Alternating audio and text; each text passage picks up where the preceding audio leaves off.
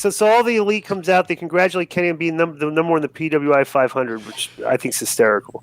Callis said the Young Bucks gave the fans a memory they would never forget and had their titles stolen from them. And he said they have a plan and they gave the microphone to Nick Jackson. Nick said they got their best friend back and introduced Adam Cole as the newest member of the elite. Adam Cole made his entrance and got a big reaction. He grabbed the microphone while the crowd chanted for him, and Cole said it was story time with Adam Cole. He got in Shivani's face first and said if he looked at Britt the wrong way, he would slap the glass off his face and kick his ass. Tony looks ridiculous with the earring. Does anybody agree with that? Yes. It's a little silly. Okay, he called Shivani a nerd and told him to get out of the ring. The crowd chanted for Tony's Cole berated him for being a nerd. Cole called AEW the best wrestling company in the world because of the men that are in the ring right now. He said everything in the company is thanks to the elite, and even though he just got here, he's been elite for a very long time.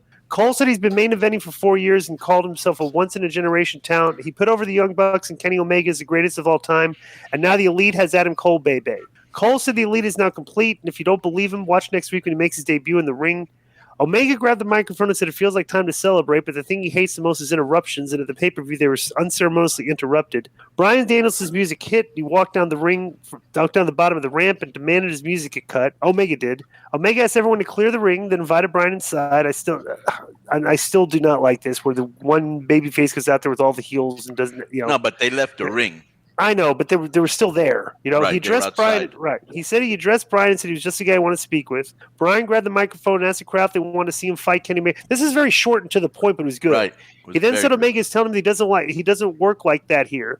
Bryan said he thinks Omega's afraid of taking the match because he's better than him and he'd kick his head in and he's not on his level. So Omega attacked him and Bryan applied the label lock real quick. The elite jumped in and then all of a sudden Christian Luchasaurus, Jungle Boy Marco, and Frankie Kazarian made the save, and somebody said a million guys in the ring again as usual. Yeah, and it looked like Adam Cole took an awkward spill when Kazarian attacked him. Bryan landed a running knee strike on Brandon Cutler to end the segment. Okay.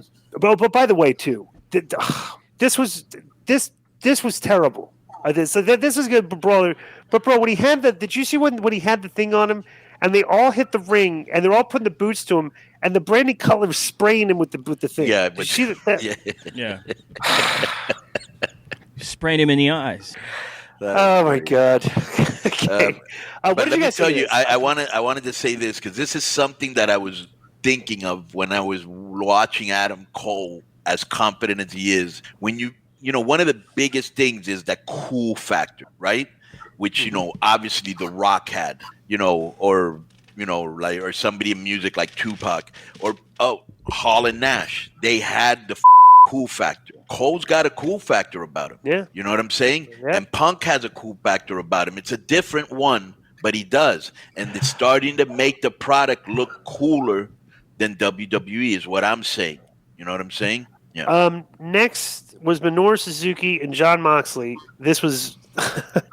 I guarantee you all would know I'm not going to lie. I would not like this. Sure, right. They started off standing there, letting each other form each other in the face. Bro, remember when I get the thing? Okay, I'm sorry. All right, I got a lot of heat for when he had that spot and calling him the sissy slaps. Sissy slaps. Yeah. Bro, when he's doing those slaps. And Jim Ross is trying to put over how deadly those are deadly strikes. And I'm watching this. I'm like, what are you looking at? Right. They don't look good. I'm sorry. Do you agree with that? Yes or no? Yeah, you're right. The thing is that in Japan, they really bring it. They really bring it. So here they wrestle U.S. style because nobody really wrestles like that. You know what I'm saying? Right. But I think if you're going to bring Suzuki in, then put him in with a that's going to let him do strong style, because to the casual fan, he's thinking what you're thinking. To the normal fan, there's so much respect for Suzuki that they're like, this is Suzuki. We know that if he wanted to slap the shit out of him, but he's not doing it because we don't really do strong style here. And maybe they should do a couple strong style matches so people know, because I like Japanese strong style matches. This did not look like Japanese strong style, though. That's the thing. But they were doing corny headbutt spots, and they're right. But that's kind of their version of it. That's their version of it. You know what I'm saying? They got enough people that respect Suzuki and the artistry, I guess, and they're like, "Oh yeah, this is great." But I'm looking at it like, bro, I know what real strong style looks like. Give me a break.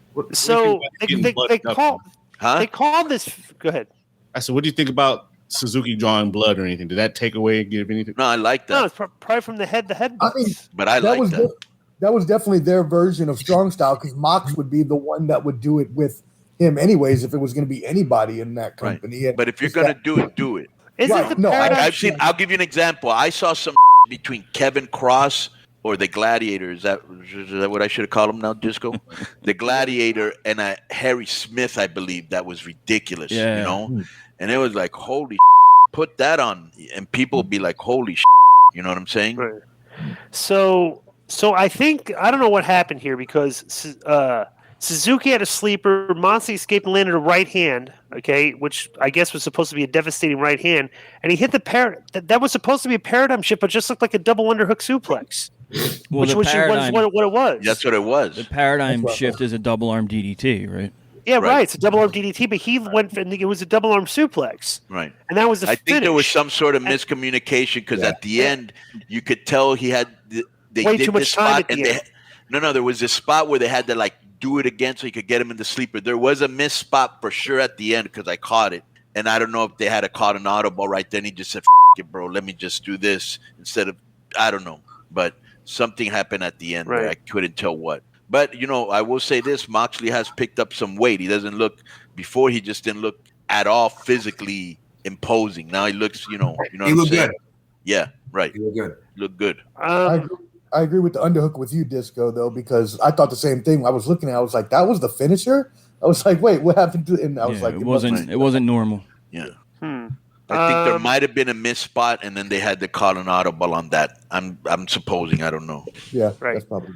But this is so they had a decent audience for this. I think the Punk stuff was flat. The Adam Cole, Daniel Bryan, I think people might want to come back and see what they do next week. That was really good. But that was like the not only a bad show. No, it wasn't. But the only thing coming out of this show that I'm invested in now is the Daniel and Cole and stuff. I'm still not invested in the Punk stuff. And this other stuff, I'm not invested in. I mean, maybe you guys are, but I'm not. But I'm invested in Cole and Daniel Bryan's. Yeah, I'm invested in the Cole, Daniel Bryan, but obviously Cole and Omega. And what else would I be invested in? Are you interested in Ruby Soho and Britt Baker? Maybe. Yeah, maybe. Are you interested in MJF and Pillman? Would you have been more interested in MJF and Ben Pillman if it was more heat? 1,000%. I'm not we know that interested MJF's right going now. to beat him. Right, but MJF's coming up a loss, and they know they're just going to give this guy he's going to beat him. So yeah. But they had a good chance to make Brian Pillman. They should have. I just like to see them slot Moxley in with somebody because right now it's just Moxley versus random guy from Japan has been going on for a little while, and he doesn't really have a storyline going. So I'd like to see him get slotted in with somebody, maybe the Lambert guys. Yeah, I agree with you, Konnan. I'm really looking forward to that Cole Omega because you can already see the undertaking. Because like when Kenny, it seems like Kenny's kind of afraid of what Cole's bringing to the table. Because they might fight for leadership of the group too. Yeah. You could see like Kenny was like, right. And he snatches the mic from him, kind of thing. Yeah, well, they should. I mean, honestly, I'll be as a 5-tool performer, everybody thinks that Kenny Omega might be the best worker for matches, but of all the other tools, Adam Cole's got way more tools than Kenny does, in my opinion. What are the five? What are the 5 tools for the wrestling?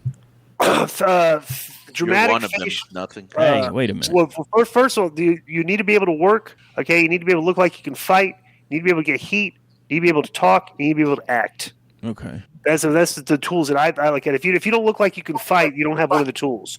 If you don't know how to talk, you don't have one of the tools. You can't act, which we see a lot of bad actors in wrestling today that try to act and they're not good. It's not a tool. That's one of the tools you need to have because you look at WWE, they do tons of acting on that show.